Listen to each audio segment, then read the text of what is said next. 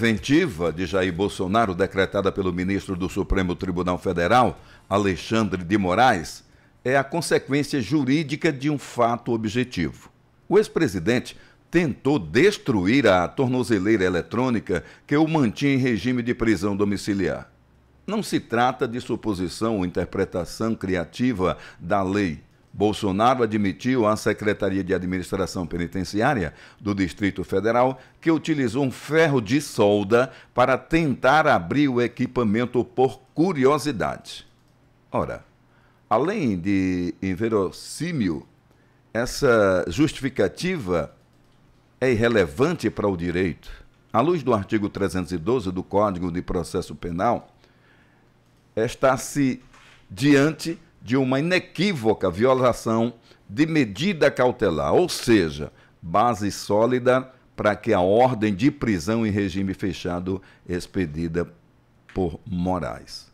Desde agosto do ano passado, Bolsonaro vinha sendo monitorado permanentemente, tanto pela Polícia Federal como pelo sistema eletrônico. A prisão demonstra a eficácia do mecanismo. A tornozeleira acusou funcionamento anômalo na madrugada de sábado.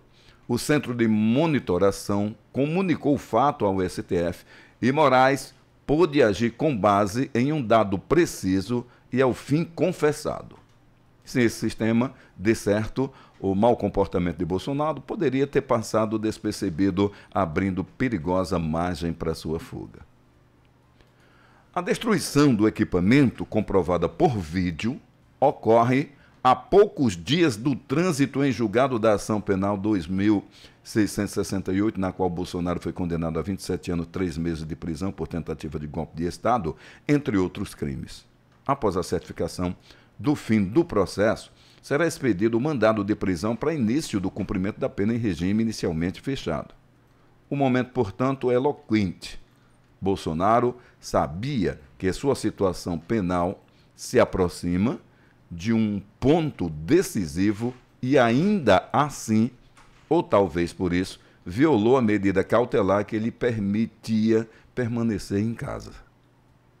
Não é a primeira vez que Bolsonaro demonstra inclinação ao se esquivar da aplicação da lei penal. Recorde-se que entre os dias 12 e 14 de fevereiro de 2024, o ex-presidente passou 2 noites na Embaixada da Hungria após uma operação da Polícia Federal que, à época, investigava sua participação na trama golpista. A entrada sorrateira numa representação diplomática sem justificativa de estado plausível só pode ser compreendida como um ensaio de fuga. Esse histórico agora pesa. Um condenado que já buscou abrigo imotivado numa embaixada no meio da noite não pode pretender que o judiciário ignore esse precedente ao avaliar o risco de evasão. Também não é de ignorar a consciência entre violação da tornozeleira e a convocação pelo senador Flávio Bolsonaro, do PL do Rio de Janeiro, de uma vigília no condomínio do pai, marcada para a noite do mesmo dia. Malgrado a responsabilidade pela dispersão de eventual aglomeração que atrapalhe a vigilância do local, seja da polícia, não se pode condenar quem veja a combinação das atitudes de Bolsonaro e do seu primogênito como um movimento coreografado. Nesse sentido, não é irrazoável o entendimento da Polícia Federal, da Procuradoria-Geral da República e de Moraes de que a tal vigília pudesse criar uma confusão que desse aso à fuga. A prevenção existe justamente para neutralizar a possibilidade de que o pior aconteça. A decisão de manter o ex-presidente em sala do Estado, na sede da Polícia Federal em Brasília, observa ainda ser frágil a condição clínica.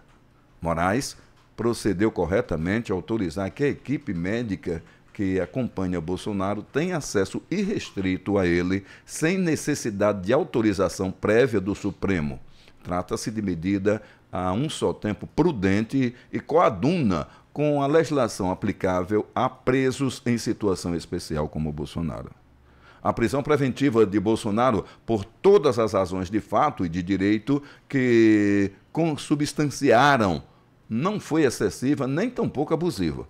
Foi a resposta jurídica adequada a um quadro concreto de risco de fuga e reincidência. Por fim, o zelo na manutenção de Bolsonaro em sala especial, ao qual foi franqueado o acesso de médicos, reafirma que o TCF agiu com proporcionalidade, precisão técnica e respeito às garantias legais do condenado. Ao aplicar a lei com firmeza, mas sem arbitrariedades, a Justiça cumpre o papel que lhe cabe: assegurar que até mesmo um ex-presidente da República, condenado por sedição, responda por seus atos dentro das